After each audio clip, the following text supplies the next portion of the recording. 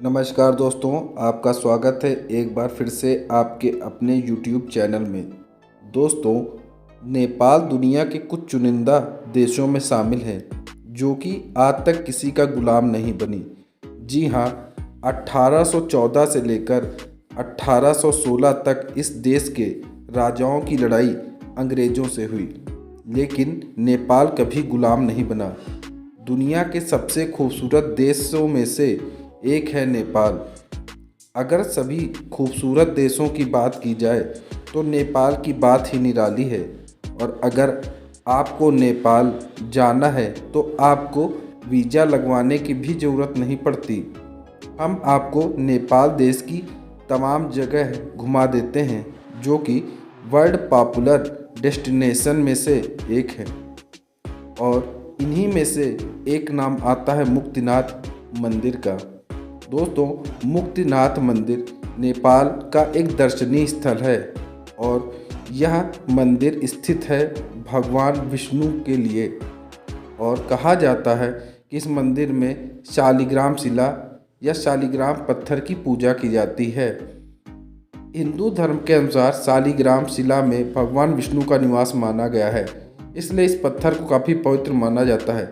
इस मंदिर को पंगु वास्तुकला से बनाया गया है। वहीं यह मंदिर हिमालय में 3700 मीटर से भी ज़्यादा ऊंचाई पर मौजूद है, जिसकी वजह से इस मंदिर के आसपास काफ़ी प्राकृतिक सुंदरता देखने को मिलती है। यहाँ के तीर्थ यात्रा करना थोड़ा मुश्किल है क्योंकि इस क्षेत्र की यात्रा में हिमालय क्षेत्र की पर्वत श्रृंखलाओं को पार करना मुश्किल होता है। मित्रों, अगला नाम है पशुपतिनाथ मंदिर का।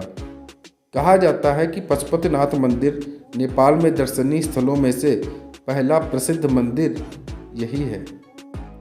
यह मंदिर नेपाल की राजधानी काठमांडू में स्थित है। और यह बात तो आप जानते ही होंगे कि पशुपतिनाथ भगवान शिव को ही कहा जाता है। यह सिर्फ धार्मिक स्थल के रूप में ही नहीं बल्कि सांस्कृतिक स्थल के रूप में भी प्रसिद्ध है। यह मंदिर भगवान शिव को अर्पित है। इस मंदिर में केवल हिंदू धर्म के लोग ही नहीं जा सकते और अन्य धर्म लोगों के लिए यहाँ पर मनाही की गई है। कहा जाता है कि यह मंदिर बागमती नदी के किनारे बसा हुआ है। इस मंदिर के आसपास काफ़ी सुंदर माहौल देखने को मिलता है और शिवरात्रि के दिन इस मंदिर में पर्व का आयोजन किया जाता है। दोस्तों, कहा जाता है इस मंदिर में इस पर्व के दौरान लाखों करोड़ों की संख्या में भक्त आते हैं। यह मंदिर काठमांडू से 3 किलोमीटर दूरी पर स्थित है। इस मंदिर में जाने का सबसे अच्छा समय सुबह के दौरान सूर्योदय का है। जी हाँ मित्रों, वैसे भी हमारे देश में कई ऐसे लोग हैं जो साल में 1 या 2 बार इस मंदिर में जाकर भगवान शिव के दर्शन कर लेते हैं और यहाँ आने के बाद आपके मन को काफ़ी शांति मिलती है। कहा जाता है यहाँ आने के बाद आपकी सोच बदल जाती है और आप इस दुनिया की सच्चाई को समझने लगते हैं। अगर आप नेपाल जाएं तो इस मंदिर को जरूर विजिट करें। अब काठमांडू शहर के बारे में हम कुछ बातें जान लें। काठमांडू शहर नेपाल की दर्शनीय स्थलों में शोभा को बढ़ावा देता है। नेपाल की राजधानी काठमांडू में शाम के समय सैर करने का बेहद ही अलग आनंद आता है। दरअसल काठमांडू हिमालय के पहाड़ों से घिरा हुआ है। ऐसे में शाम के समय यहाँ का मौसम काफ़ी सुहावना हो जाता है। साथ में ही इस जगह पर नेपाली ट्रेडिशनल डांस और कई तरह के कार्यक्रमों का आयोजन समय समय पर होता रहता है। काठमांडू में आपको शॉपिंग करने के लिए भी काफ़ी कुछ मिल जाएगा। काठमांडू नेपाल का बेहद ही खूबसूरत शहर है। दोस्तों, साथ ही इस शहर में आप सनराइज़ का भी आनंद ले सकते हैं। कहा जाता है कि सुबह सुबह जब धूप खिलती है तो यहाँ का नज़ारा बेहद खूबसूरत होता है। साथ ही अगर आपको नेपाली खाने का शौक़ है और यहाँ का स्वाद आप लेना चाहते हैं तो आपको यहाँ पर एक से एक बढ़कर रेस्टोरेंट भी मिल जाएंगे। दोस्तों, इस शहर की सबसे अच्छी बात यह है कि यह ओवर क्राउडेड नहीं है, यानी यहाँ पर आपको कभी ऐसा नहीं लगेगा कि आप भीड़ भाड़ का हिस्सा हैं।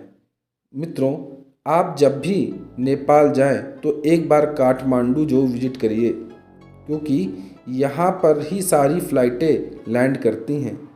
कहा जाता है कि भगवान राम का ससुराल जनकपुर में है। दोस्तों, रामायण की कहानी तो आप सबको पता ही होगा कि भगवान राम का ससुराल नेपाल के जनकपुर में है। जी हाँ, और यहीं पर जनकपुर में एक प्रसिद्ध धार्मिक स्थल भी है। यह नगर प्राचीन काल में मिथिला की राजधानी माना जाता था। यहाँ पर प्रसिद्ध राजा जनक थे जो सीता माता के पिता थे। दोस्तों, आपको बता दें, आज भी हमारे देश में मिथिला की जय जयकार है। बिहार के कुछ जिले जैसे दरभंगा, मधुबनी मिथिला का हिस्सा है।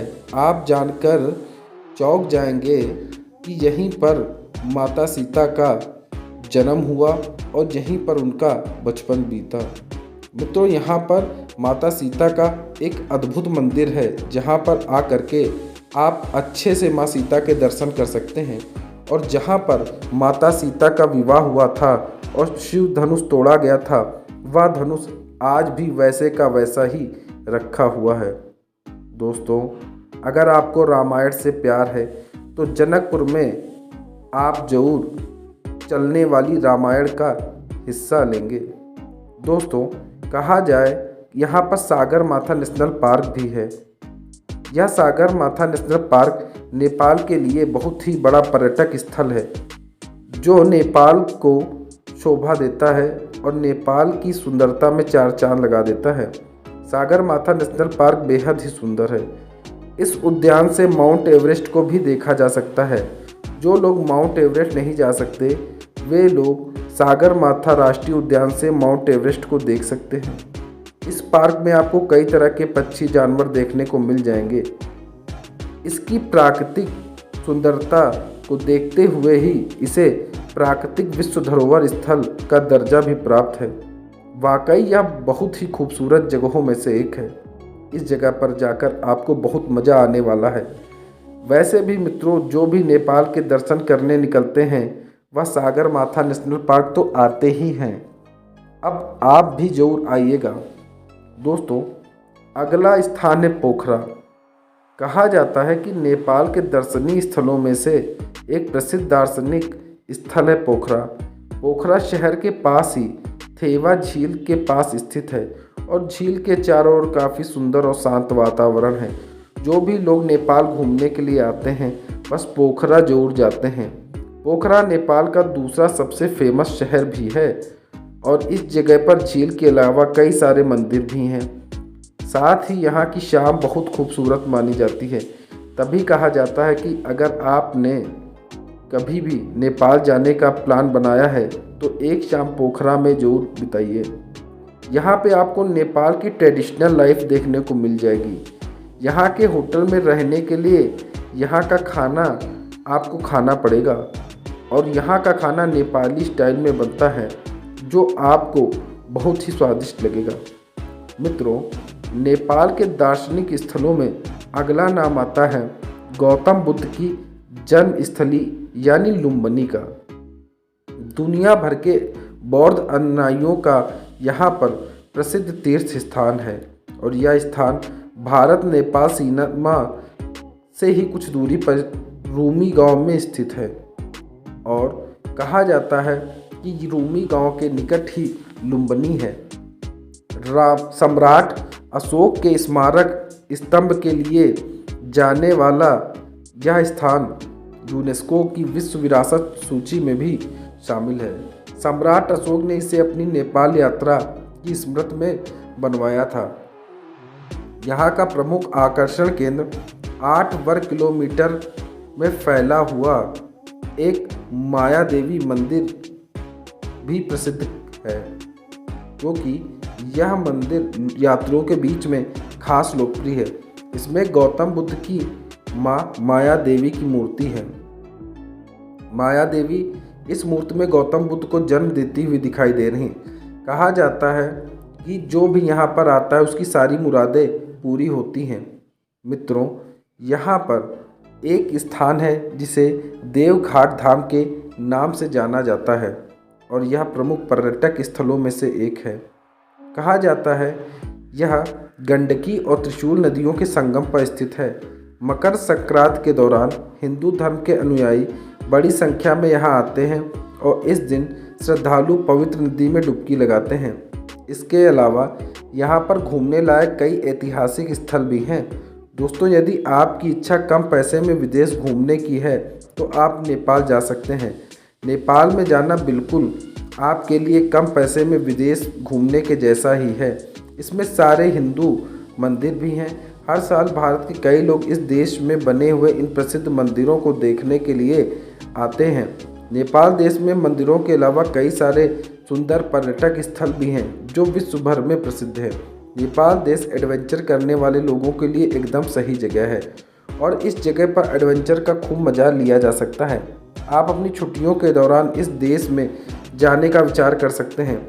अगर आप नेपाल देश की ट्रिप प्लान करते हैं तो आपको जेब ज़्यादा ढीली नहीं करनी पड़ेगी, क्योंकि इस देश की करेंसी काफ़ी सस्ती है और आप आराम से 4 से 5 दिन इस देश में करीब 1000 रुपये खर्च करके गुजार सकते हैं।